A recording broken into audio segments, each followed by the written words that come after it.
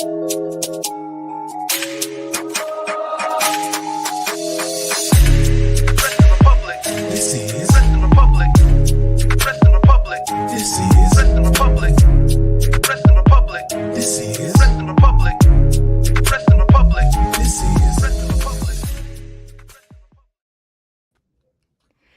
evening from London, wrestling fans.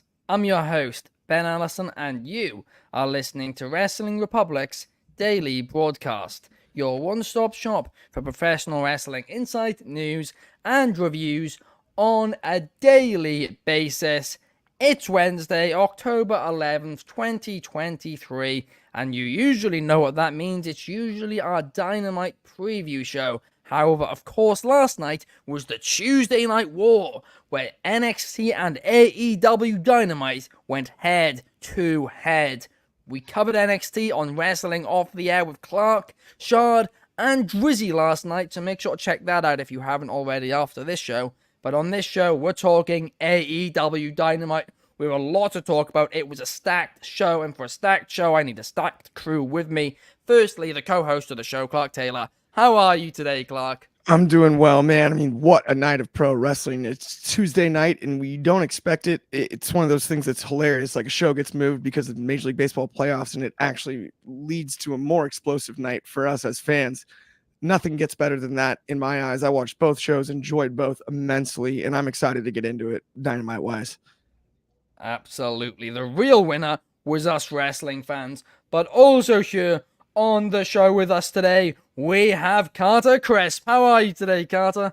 Ben, I'm doing so good, and I'm doing good for one reason, and one reason only, was that prelim match. The YouTube commenters, they can hate all they want. If you don't like chops, you don't like wrestling. That was one of the greatest wrestling matches I've ever seen. I might give it the match of the year. Eddie Kingston, Minoru Suzuki, the man who ruined my armbar in the gym. Minoru Suzuki, I loved it. Man, those guys' chests, they better be icing them this morning. And I thought you're totally right, Ben. The fans won, so I'm stoked. I'm excited. Dynamite was great last night. Let's get into it. Absolutely. I mean, match of the year, I think, might be the biggest stretch I've ever heard. But I mean, I'm sure it was a bang. I really want to check it out because I love both of them. But firstly, let's talk about what opened the main show on AEW Dynamite. Bryan Danielson, Swerve Strickland.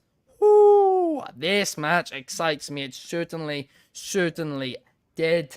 And I mean, going into this, I was like, well, neither, man can lose because Danielson's on this, really hot winning streak, and Swerve Strickland's kind of getting a push finally.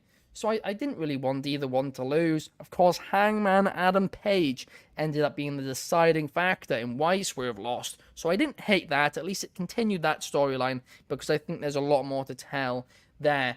But, I mean, I don't really know what the point in this match was, honestly, other than it, being a good match, I guess. But I'm not going to complain because it was a fantastic match, a fantastic opener. David Sheldon rated it 4.75 stars on Wrestling Republic's ratings scale, so that's a big achievement there. Fantastic opener to the show. It really does feel like they're trying to give Danielson everyone before he hangs up his boots next year. But yeah, great opener to the show. Clark, what were your thoughts? I absolutely loved this match, top to bottom. It was awesome. Like you said, kind of weird that it was booked, but so what? Danielson looked as good as he's looked in months. Swerve continues to prove, I think, that he's a main event level talent in AEW, and facing a fellow main event level talent in Bryan Danielson did it once again, even in the loss, and continuing the rivalry with Hangman, which I love. He got one over on Hangman in his house. Maybe we're setting up for something closer to Hangman's house, or maybe a Texas death match, which I love seeing Hangman Adam Page in. And I'd love to see him and Swerve. That to me is pay-per-view worthy, and I hope that's the direction they go. Just that's a match that Hangman has made special in my eyes, and it's kind of been underlooked in AEW. He had an awesome one with Archer, and then he had another awesome one with Adam Cole. That's his style of match. He went into Seattle, Swerve's house, literally, right? It's time for Swerve to go to Hangman's house, and we'll see who wins in there. But other than that, I really enjoyed this match, and seeing Danielson get a win on TV is always nice too, because we know this is one of his last, if not his last run. Not just going on a run of putting everyone over, right? He made Swerve look excellent, but went over with the knee. Classic Danielson. Always great to see, and a great way to open the show. Absolutely, and a Texas death match between the two. Take my money, Tony Khan. But Carter, what did you think about this Dynamite opener? Fantastic. I mean, I was at Wrestle Dream in person, and I have to say the Swerve Strickland match was like, the crowd was so hot. So I think this was just, even though there wasn't like a long-term story, I think this was just feeding Bryan Danielson, like one of the hottest rising stars in AEW, right? I think Swerve, like the sky's the limit. What they're going to do with them, they're going to have a little feud with Hangman Adam Page. That's going to be fun too. But I mean, I think they're just honoring Bryan Danielson and giving him the hottest superstar they can give to him, and having a banger. As we all know from booking in WWE 2K, you want to start hot and you want to finish hot. I thought this could have been a more perfect opening match. I mean, I was actually at work watching it on my computer, and I ran over to my coworker. I'm like, "Did you see that? How good was that match?" I mean, it was just fantastic. I mean, so Swerve Strickland is on a roll, and I think that was just them, just hooking up Bryan Danielson, going, let's give you one of the hottest guys right now. And I think it totally paid off. It was great booking. Tony Khan's birthday, blow out those candles, Tony. You booked a good show. You nailed it. Absolutely. No, it was a good show, and we'll break it down segment by segment, but we have somebody in the comments. We have Bobby Ortito. Welcome to the show, Bobby. What's up, Bobby? Good to see you. And he's saying maybe a rematch between Swerve and Adam Page, full gear. I can completely believe that. In fact, Texas death match. Yeah. I mean, is it in Texas? Even if it's not, that's what they always call that style of match, and it's you can win by 10 counter submission. Yeah, I like it. It's like a variation of a last man standing match. I think we should. That is in Los Angeles. I think we should keep that match in Texas. Personally, I like your British rounds to stay in Britain, and Texas death matches to stay in Texas. But anyway, let's move on and let's talk about Chris Jericho, because he faced Powerhouse Hobbs. Of course, Hobbs is now part of the Don Callis family.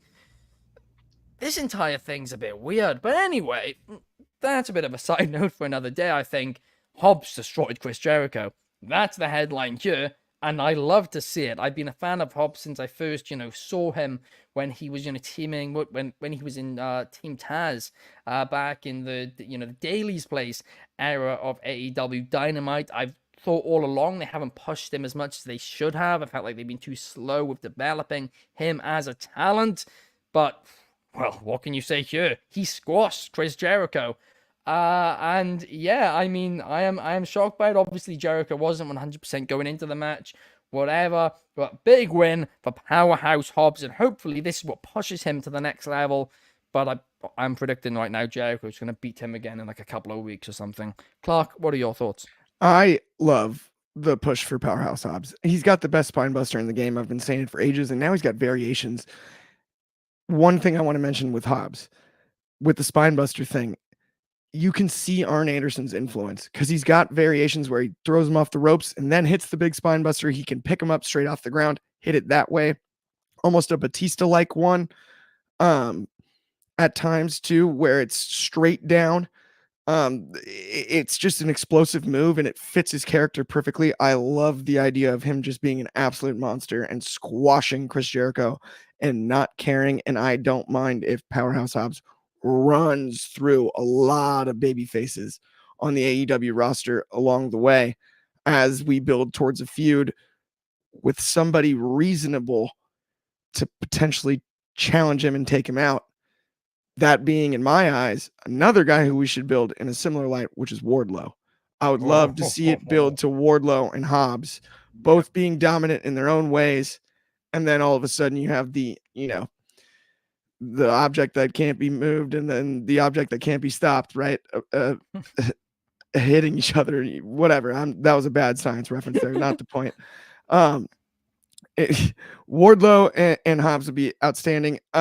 I do want Hobbs to play a big role in the Don Callis family. I think he strengthens that stable immensely, and I want to see a big part of his heel run being the muscle for that alliance, essentially. That I think is the ground we build upon for Powerhouse Hobbs. No, I absolutely agree with you. And Bobby Petito suggests, how about a match between Powerhouse Hobbs and Lance Archer? I take that as well. Love that. That's outstanding. Hello to Eric Novak as well in the comments. But no, I do agree with you. I mean, Powerhouse Hobbs, Sammy Guevara, and Takeshita is a bit of a weird faction, but I'm not against it. It's just like, who's the tag team in that? And call me traditional, but I like the faction to be a tag team. Yeah. Maybe a mid-carder and then a main eventer. I wouldn't mind Hobbs and Guevara as a tag team. That could be actually interesting, to be honest. Now that you say it, it's funny because on paper, not really sure either, because you're thinking Takeshita, but Takeshita's the singles guy. Hobbs and Sammy might be fun just because you get two different styles. You can do some stuff matchups wise with the big man Hobbs and then the fast guy. That's fun. No, absolutely. No, that is a great shout and one which I definitely wouldn't have ever thought about, but it could be fun. I would certainly not complain about seeing it. And I'm sure in some capacity we will see them, team together very soon. But let's now move on and let me go on my weekly rant, whatever you want to call it. Rey Fenix, obviously going into this match, was the AEW International Champion. He won it a few weeks ago off Jon Moxley in a match where Moxley seemingly got concussed. Well, it was announced the rematch would be last night on Dynamite between Jon Moxley and Rey Fenix. Would Moxley get back his title? Well, Moxley still wasn't cleared to compete. So instead, Orange Cassidy filled in, and Orange Cassidy won. Why? I thought the entire point in him losing the title was he was now going down the spiral. He wasn't, sure of himself. He was completely lost. And they've just chucked it away. I don't know what Rey Fenix has done. I don't know if, Tony Khan's got some issue with him or something for some reason. I don't know. Maybe he's decided, Rey Fenix isn't a star. I have no clue. But what has Rey Fenix done to just lose the title that quickly? I'd understand if he lost it to Jon Moxley, because obviously Jon Moxley probably wasn't meant to lose the title when he got concussed. But to just randomly lose to Orange Cassidy and to throw away that brilliant Orange Cassidy storyline, I don't like it. I don't understand it. I mean, maybe there's a bigger plan here, but I don't think there is, considering Jon Moxley versus Rey Fenix was planned until like a couple of hours before the show. I was not a fan of this. I'm really not. I thought some of the best stuff AEW have done in the past year has been with Orange Cassidy. I was not a fan of him for the longest time. He sold me on him the last year. That international championship reign, it sold me on him. And now he's going down, this depressing, cycle where he's really hurt and all that. And now suddenly he's, beating a 100% Rey Fenix. Like, what are we, in the words of Clark, what are we doing here? Oh, Carter. Oh, Carter's gone, I think. But who is this? Is this Carty Carnett? I had to get rid of my brother after hearing what he said about the opening segment. Man, there's no reason to chop away another man like that. But let me tell you something. This is the perfect example of indie-rific booking on the mid-card. Now, John the Plumber, this is his title. He's going to be floating around this thing. By God, the poor guy's concussed after taking 18 pile drivers for Mr. Phoenix. Mr. Phoenix is hurt. I would call him Pockets, but he can only put his hand in one pocket, so we'll call him Pocket. But I mean, yeah, it makes absolutely no sense. There's no story being told. I feel like I'm watching Rosita right now at the old American Legion. That's what this feels like. On a night when you're going head to head with the big company, this would never happen in the territory days. So, Ben, I could not agree more. I had to get my brother out of here because I think he loved that match. I think he thought it was pretty good. I think he probably thought that Orange Cassidy is a solid mid-card wrestler, and this was a chance to get him back in action. He probably thinks that, but he's wrong. He's wrong. And this was a time to strike when the lightning was hot, and you missed. You completely missed. And this looks like an outlaw mud show. in a basketball stadium. That's what this looks like, an outlaw mud show in a basketball stadium. So Ben, thank you for finally airing out all your grievances that Mr. Tony Khan on his birthday of all days. I mean, I cannot believe he would just move the title around like that. And John the Plumber he's coming back. He is coming right back. It's unfortunate because he could be out fixing piping somewhere. He shouldn't be in a ring bleeding on everyone. We've seen it before and we're going to see it again. So those are my thoughts. I mean, I feel better now. I feel better. I felt It gets really better annoyed going every into single that time. segment. I'm rarely left speechless. It gets better every time. It never gets old. Well, the indie-rific booking just keeps on. I mean, the Buckaroos got to had something to do with this. By They God, had to have backstage. backstage. Buckaroos, the Twinkle Toes. I don't know if the Dino. I don't know if I say that next word, but I don't know if Mr. Dinosaurus, Mr. Saurus over there. It's indie-rific booking. That's what it is. Well, I'm sure Renee. Flip, flop, and fly, in the words of the great Ignacio. I'm sure Renee Paquette agrees with you, though, that John Moxley should just stick the laying pipe. Anyway, now let's move on. And let's instead move on. And I did not see that one coming. I just try and throw them off every day now. But let's move on. And let's move on to Hangman Page versus Jay White. This match was, Jay White looks good with that title. That's what I'm saying on the matter. He just does look like a world champion. You either have the look or you don't, and I think he really, really does. I've said it for years. I don't think that's, I don't think it's a surprise that he does. But yeah, Hangman Page versus Jay White. Swerve Strickland returned the favor from earlier in the night when, of course, Hangman cost him his match against Bryan Danielson by costing Hangman his match with Jay White. Jay White got the victory by a roll-up, holding the tights. 1, 2, 3, and Jay White is still the fake AEW champion. Clark, give me your take on this match. I absolutely love Jay White stealing the title and being the fake AEW champion. I love that he's still carrying the Burberry belt. It's cracking me up. The match itself, Hangman, to me, I don't want to say he's back as if he was gone, but after his title reign, it felt like there was kind of a dip as far as the Hangman character is concerned. I feel like this rivalry with Swerve has reinvigorated Hangman, and even in a loss against Jay White, he looked outstanding. I truly enjoyed the match. I enjoyed the direction with the Bang Bang Gang, and I love this rivalry between the actual champ and the guy carrying the belt, Jay White and MJF. I'm excited to see where we go from here. Absolutely, I could not agree more. It is exciting to see how this develops, and I'm sure heading into Full Gear we will all be talking about it. But I'm sorry guys, I need to go on another rant because they did another pointless title change. This time Saraya lost her championship. She won it like 3 weeks. Well, she won it over a month ago now, but she hasn't done anything with it. So it feels like 2 weeks ago. Obviously, I understand why she won it at All In, but this title just feels like it's flip-flopping between everybody now. What are we doing? It makes no sense. Sheeta's a 3 times women's champion, which I'm not complaining about. I think she is great, but I'm complaining about why. Like, why is she champion again? Her last reign, was just pointless. They really are just flip-flopping it. I don't know if this is how they're justifying, the women's division not being booked right by instead just flip-flopping the title around saying, no, look, they've all been champion.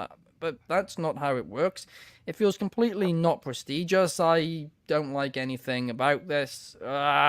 Hate to be negative. I really don't like being negative on the show, but these 2 title changes really annoyed me. It felt like they were kind of counter-programming for the sake of counter-programming. They were just switching titles just so people would just switch over the channel. And I was not a fan of that. But, the match itself was great, by the way. Saraya, Sheeta, they both did a great job, but the title change, it felt desperate. It felt like a desperate move, and for me, that's just not the move. Bobby Petito speculating sure maybe AEW wants to do Shida versus Mercedes Moné for the AEW World Heavyweight Championship. Well, I mean, potentially, but at the same time, I think Saraya versus Mercedes Moné is the bigger match. So I don't know about that. Number one Superfly is saying I think they should have had somebody else beat Saraya for the championship. Yeah, it does just feel like a waste. I'm a big Shida fan. This is nothing against Shida. I love her, but like, make it make sense. Like, that's all I'm asking. It kind of felt like stat padding almost this way, and it really did feel like when Charlotte Flair used to become champion every other week. And we all complained then, and I'll complain about this too. But Carter, give me your take on this women's match. Am I being a little too harsh? Well, Mr. Carnett might think differently, but me personally, I liked. I'll talk about the ending. I thought the ending was hilarious with Tony running out and with the shoe and Ruby. I mean, I thought it was good storytelling. I'll give it that. My thing is Saraya, like, is she hurt? That's what I'm wondering. Is the injury looming, and they want to get the title off her and put it onto someone who can maybe work more matches? Because if that's the case, I have to say, Saraya wrestled an amazing match. I think she took a spot like right outside of the apron on that in between the ropes and the floor, like a German suplex spot that was just gnarly considering her injury history. So I mean, if Soraya's like, if there's, and I'm speculating, I know no speculating or dirt sheets, but if it had something to do with her being hurt, I thought she wrestled a great match. That being said, if it was expected that she's at 100%, yeah, this kind of doesn't make sense. But to me, it kind of looks like, it was like, get the belt off Saraya so she can do more backstage bits, maybe a little less in-ring work, give it to one of your better workers, a girl who could wrestle week in and week out, and kind of preserve your star. And if that was it, I thought it was perfectly fine. But if it wasn't, then yeah, I do agree. Yeah, no, absolutely. I mean, if it's an injury, that does change things a lot, to be fair. But now let's move on. And let's talk a bit more positive, right? Something which I loved last night in the AEW Women's Division was Toni Storm. I love this, new timeless Toni Storm gimmick she's been doing, right? But last night just made me laugh. She did like two like silent movies in black and white, where it made no sense. She was just going back and forth, having a go at herself, and it was just so random. It made zero sense, but I mean that in the best way. I really, really do.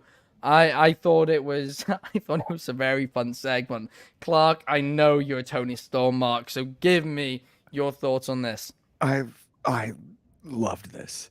It made, like you said, it didn't have to make sense. It didn't matter. She's so invested in this character, and so am I. And I was invested. I thought Toni Storm was awesome before. This is another gear, another planet of outstanding. And the way her ring gear has changed as she's leaned further into the character, gone further down the whatever you want to call it, into mental despair, into this crazy removed from reality character that's self-absorbed and self-obsessed, yet still confident in a way. It's such a throwback to the, I'm ready for my shot, Mr. DeMille. Like, it's an absolute throwback.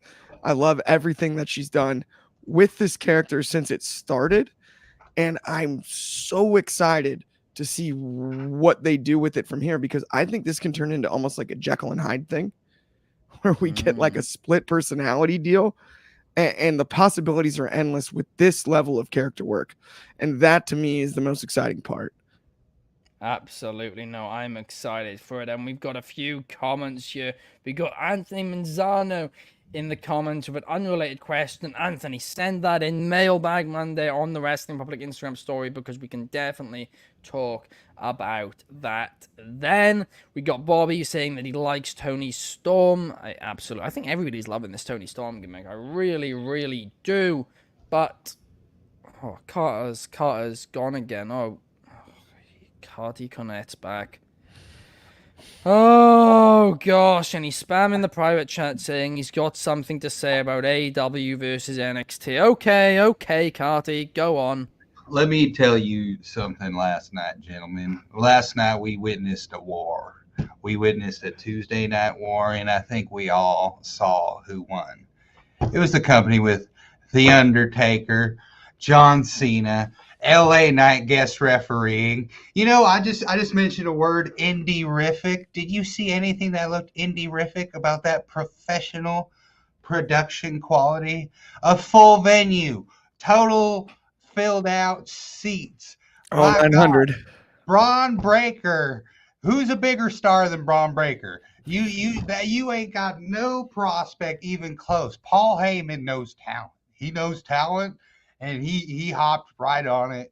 Braun Breaker's going to be an absolute star, and you all know this. You all absolutely know this. The bloodline, Ava Rain. I mean, the storytelling is through the roof. And what we were just complaining about, what a couple of indie gentlemen, you know, who used to wrestling, you know, in a church in Chicago. No, these boys are getting ready for stadiums. These boys are getting ready for stadiums. So I let you know, who won the first war has a good chance of winning the second war. And ladies and gentlemen, Cardi Cornette loves real wrestling in a stadium. Let me tell you something. I hear you, man. That is, wow.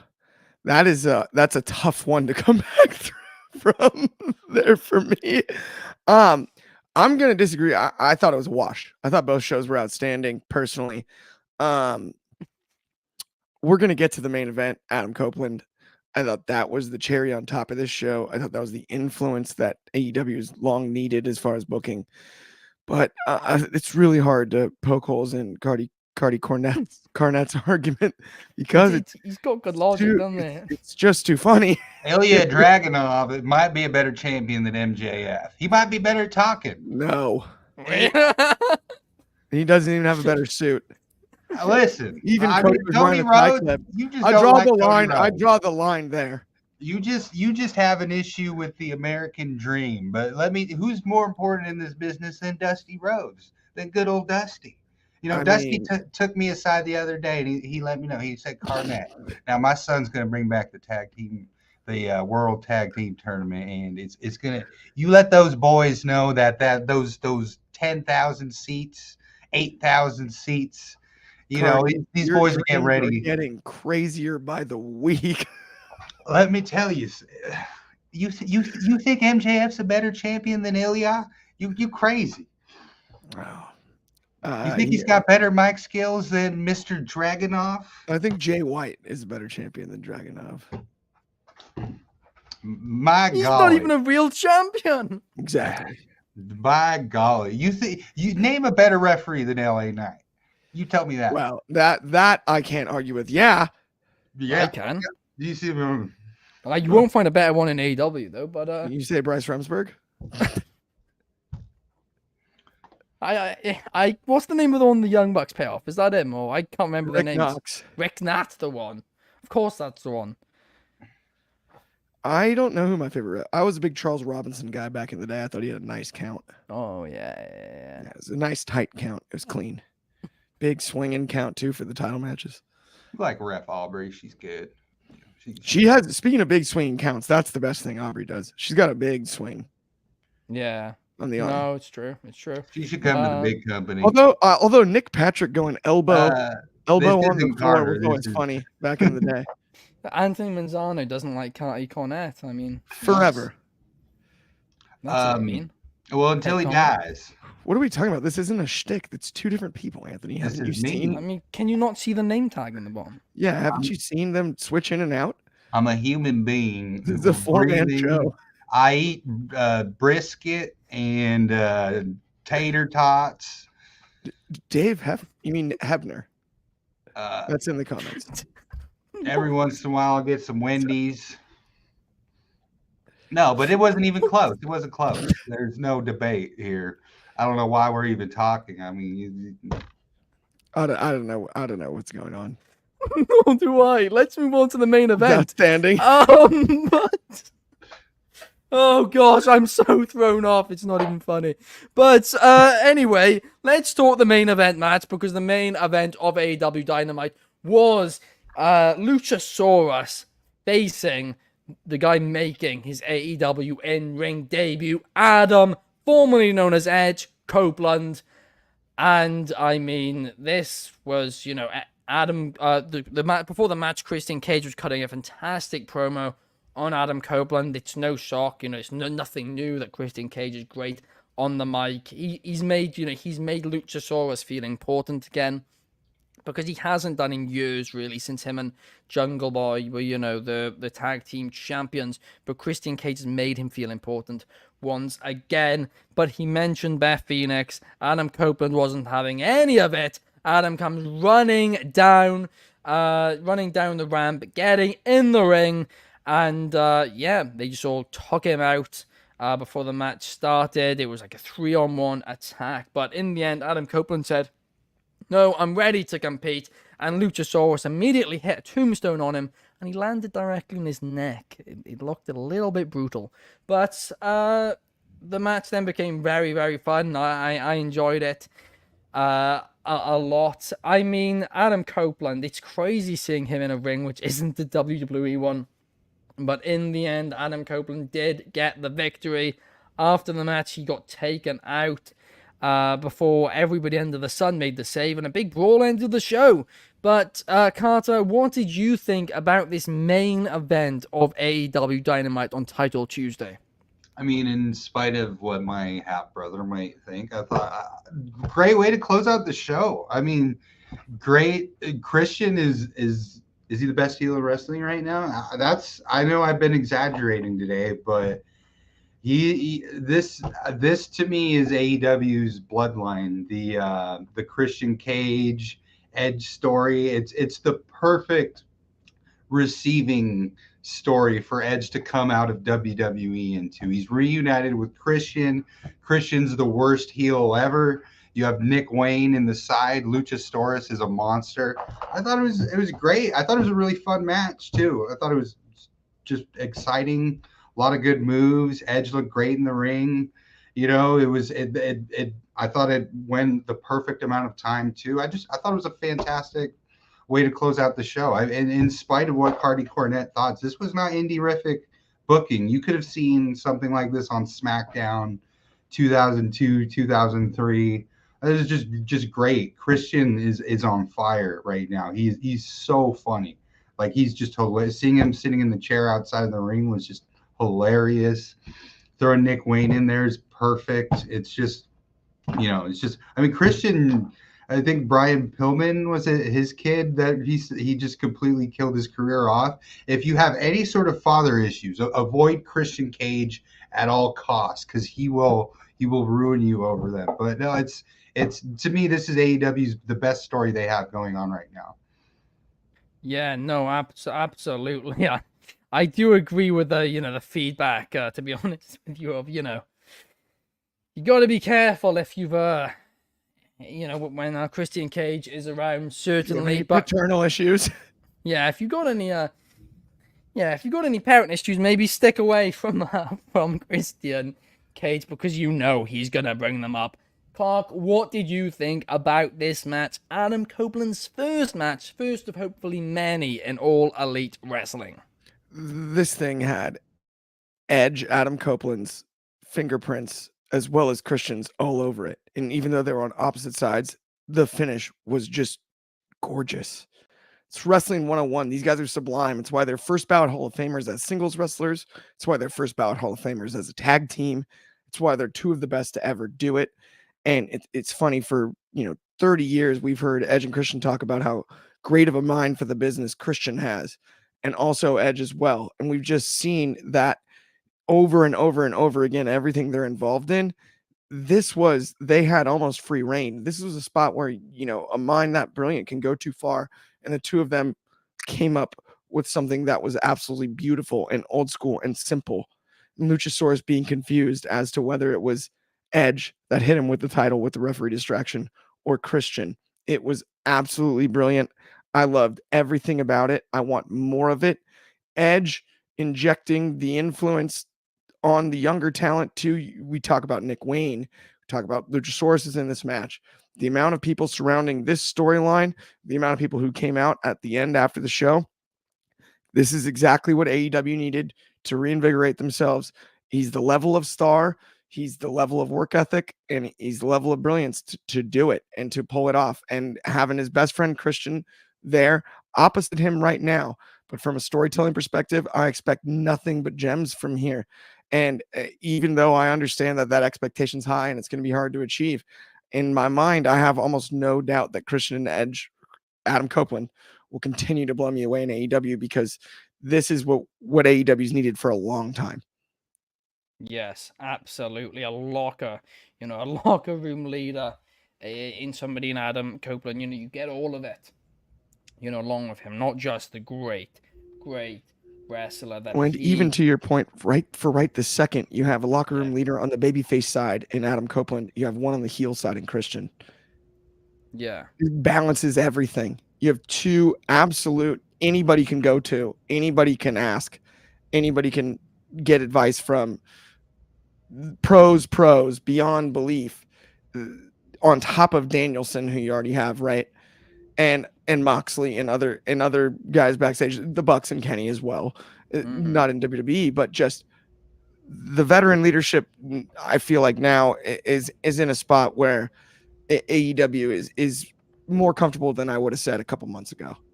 Yeah, no, absolutely, I do agree. But we got a couple minutes left on this show, so I want to bring up something, which is some breaking news. Right, obviously, we said yesterday it was 2 fantastic episodes of television, but somebody has taken to Twitter in the last hour and posted what looked like an AI generated image of Shawn Michaels smoking a cigar with a Booker of the Year award.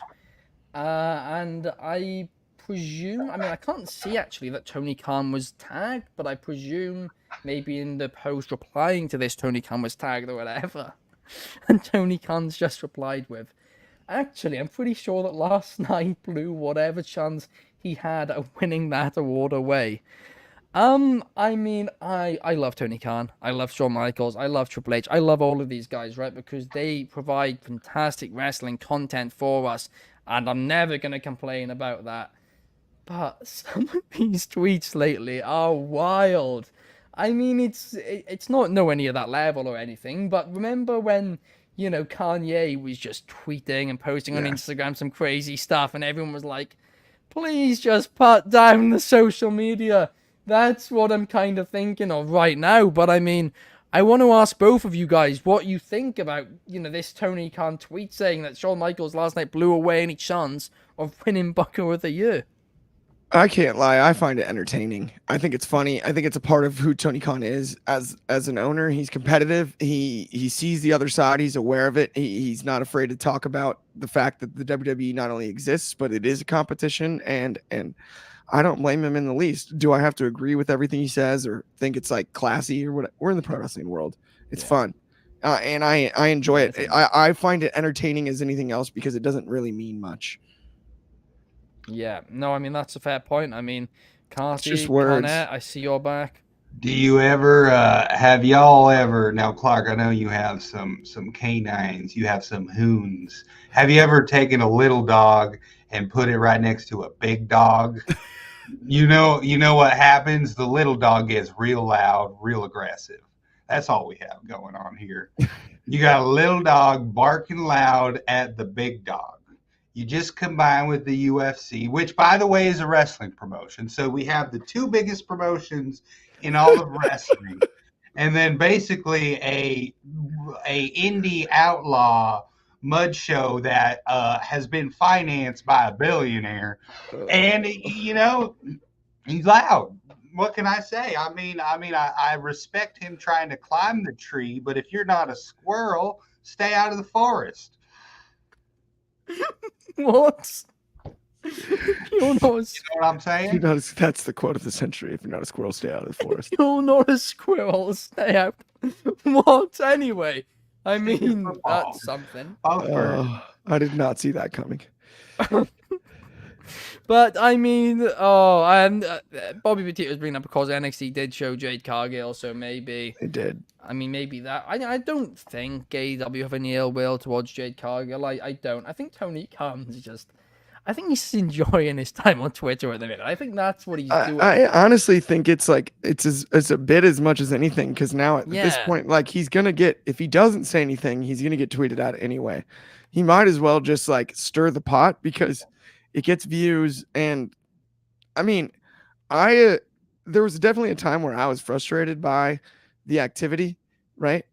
But yeah, I would say at this point, I find it just entertaining, because I don't think it's, I'm not saying it's a work, but I think at this point he's leaning into it and having fun with it, because for such a bright, brilliant guy, he's self-aware. You can tell, right? He's aware of the other products. He's aware of all this stuff, the commercial-free stuff. He's not a there's no lack of intelligence when it comes to Tony Khan. I don't believe that for 1 minute, right? And so I do think part of this is I don't want to say gimmick, but like it's a work-ish gimmick, where it's like, let me tell you something. Tony Khan turned up to 11 owning a wrestling company, but day to day, that's not who Tony Khan is. Yeah, no, I believe that. I mean, he's just replied. Somebody said we were watching NXT anyway. He just replies with a GIF saying, "Who gives a word we cannot say on air?" But no, I think it is just, you know, him having fun on Twitter. But I think at times people don't realize, including myself, it's hard to tell when he's joking and when he's not sometimes through an app like that. And I also think, though, it's unique to the industry he's in, right? And the industry we're all in, where, I mean, Cardi Cornette's the perfect example here. You know what I mean? That's part of this that we're in, is it's about fun. And I think if you look at other industries, Uber and Lyft, no, there's not any like words exchanged, but it would be funny if there was. It would be entertaining.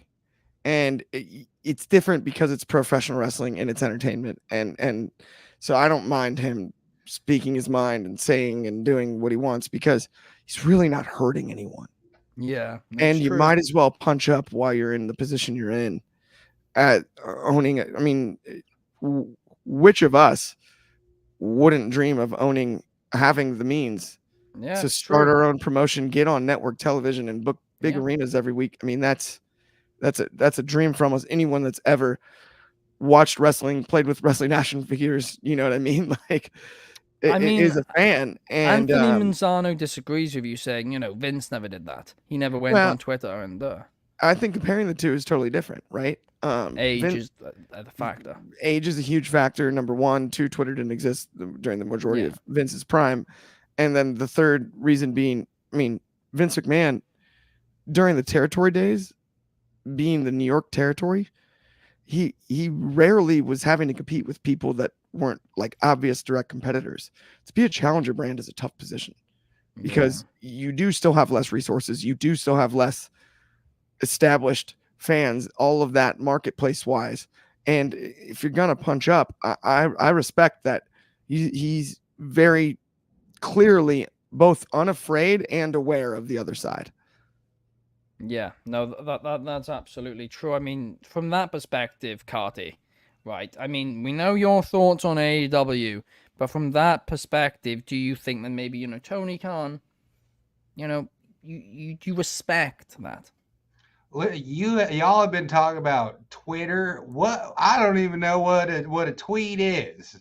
My goodness, me, Vince, and the boys, if we had an issue, we'd go run up to him at the Cracker Barrel and we'd have a word with him. I mean, you young folks, you're having issues out here and out at the outer space station. I never even heard of it. Twitter, what is it? No, I mean, yeah, Vince and the boys, we ain't getting involved with this, obviously, because we're not running outlaw mud shows with John the Plumber bleeding all over the ring every week. We don't have time for this. We're on Wall Street. We're in. Pick headset of the chat again. We're in the football stadiums. That's all I have to say. But I mean, Anthony's saying he meant to say Triple H. I mean, to be fair, Triple H doesn't do it over Twitter, does he? But he doesn't need to because he's not a challenger, like you said, Clark. But I don't know why this show's felt a lot longer than usual, guys. But it's been a banger. Been great to have you. We'll be back a later time tomorrow. You'll be glad to know that neither me or Carty Cornette will be here. Unfortunately, we'll have to put up with Clark again. I'll be Clark back. will be joined by Shard and Anthony for Throwback Thursday. It's going to be a very throwback episode. They're going to be talking a couple of throwback topics. It's going to be a fun one for sure. Make sure you guys check that out at a slightly later start time of 11 p.m. UK time, 6 p.m. Eastern, and 3 p.m. Pacific tomorrow. That'll be a great show. Thank you so much for joining us. If you're on YouTube, please like and subscribe. On Spotify, a cheeky 5 stars always helps us massively. Thank you to Clark. Thank you to Carter and Carty Cornette. Of course, they're sharing a camera, 2 different people, just to clarify. We'll see you guys tomorrow. Thank you for watching. Enjoy your day.